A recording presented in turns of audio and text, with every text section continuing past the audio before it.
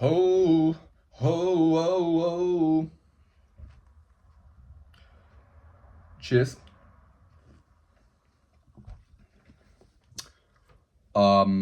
It's a very simple thing, what I'm about to say. However, it's also a serious thing, which I don't think people always appreciate, and which I have not always appreciated myself. So it may be of help to you. Here's the thing.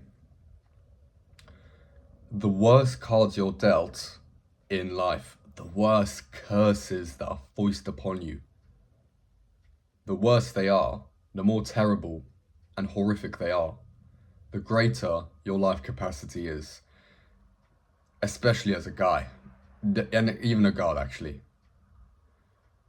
to be a warrior-ess. Dude, if you've read any Berserk or even know anything about it, you'll know that Guts, the protagonist of Berserk, was born out of his mother's corpse. As far as I remember, he was born out of his mother's hanging corpse. But do we cry for Guts? We might. Actually, we might. We might weep for Guts, but look at him. We love Guts. I still remember to this day going to Comic-Con in London, and I saw a guy cosplaying as Guts, and he happens to live in my area. So on my way back after being out in London, everyone obviously goes back home, and I saw him later on, and I just saw him in his Guts uniform with his cosplay and his sword. Like, people love Guts. I like Guts, though I don't remember the story so well. I read it a while ago. And you don't necessarily love his we don't want to be him, because he's always having to fight off some demon or he's got a cursed life, as my friend said, because I was having a conversation about this. He's got a cursed life. But look how powerful he is. Guts makes stuff happen. Guts also has a mission, and he doesn't worry about stuff so much.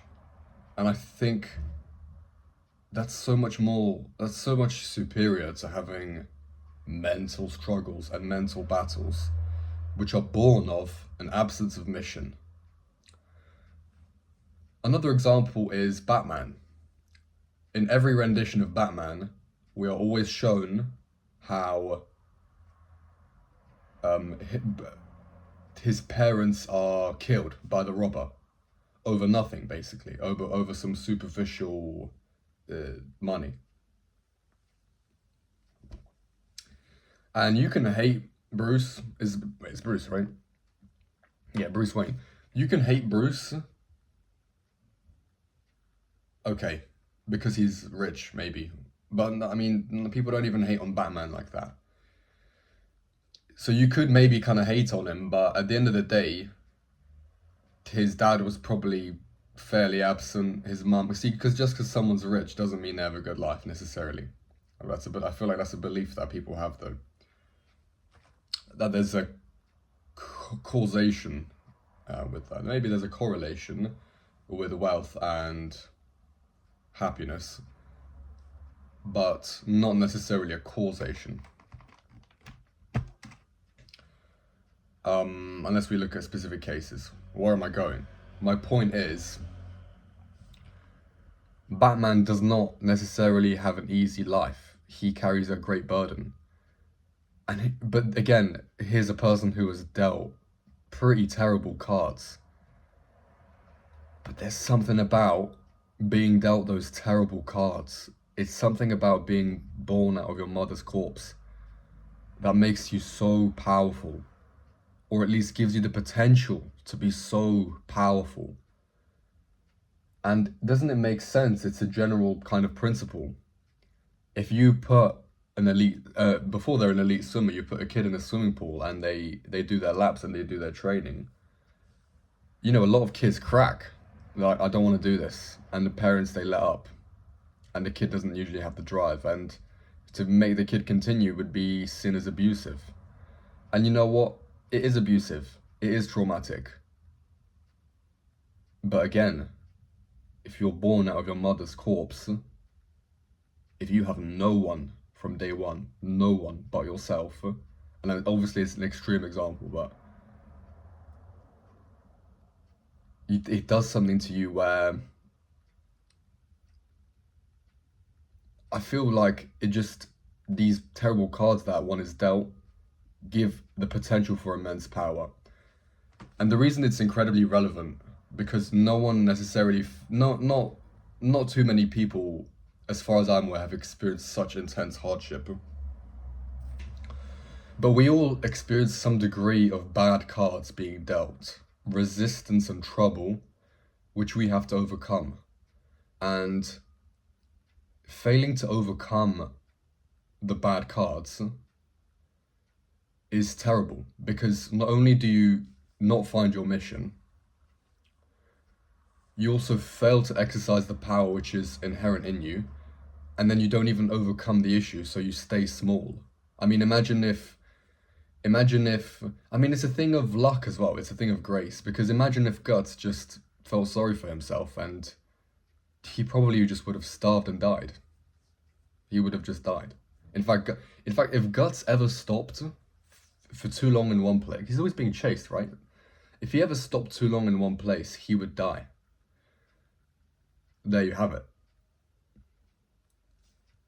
He's forced to keep moving. Batman, he's forced to keep moving. Even Spider-Man, I watched the Spider-Man movie.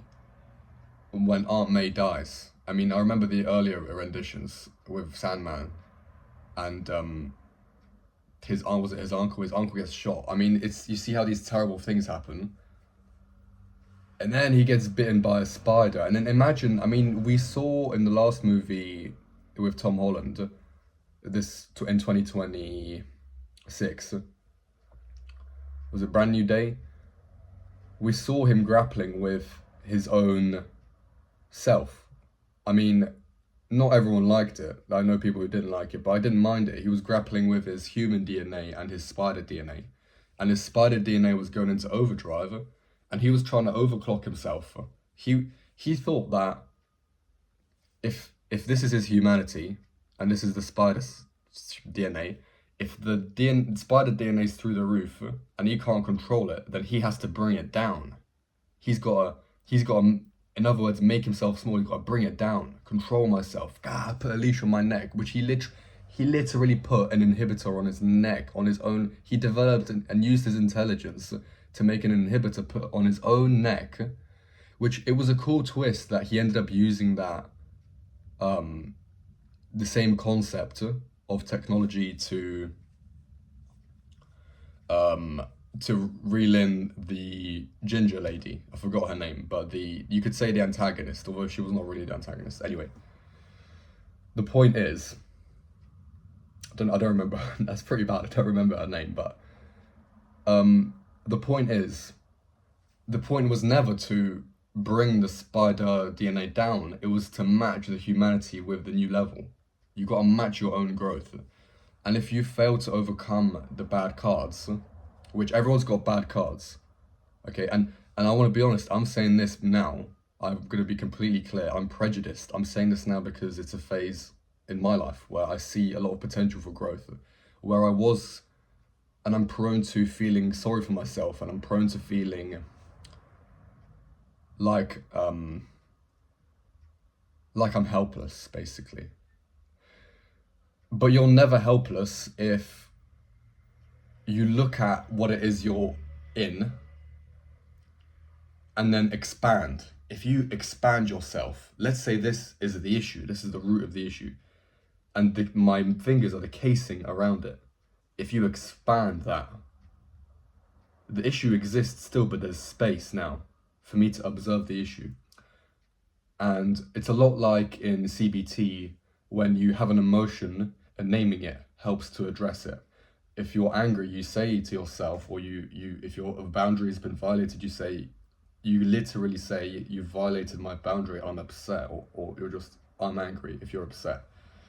Pardon me. And it helps so much to deal with, to look at what's happening and overcome it.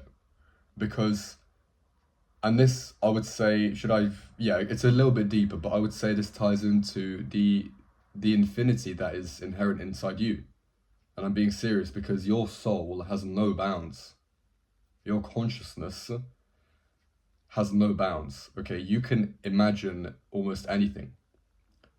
You can imagine, and specifically, you can picture yourself in any kind of scenario as long as you grow above it.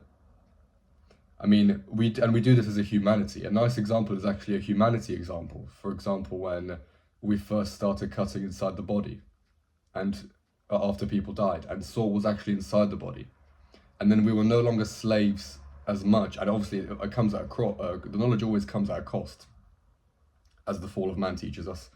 But there is ultimately a good in it because we learn something about ourselves that we didn't previously know. And so before we were slaves to our bodies, and now we are more capable of being masters of our bodies. Although that opens our bodies up for all kinds of abuse. But do you see what I'm getting at? So we can attain higher and higher levels of mastery. Why? Because our consciousness isn't necessarily constrained to the body. Because why? Because we perceive the body. I mean, that's what makes humans very special. We perceive the body. We perceive even concepts. Stuff like society, stuff like even identity, which I think animals have a primitive sense of identity as well, but it doesn't get as complicated as how humans perceive it.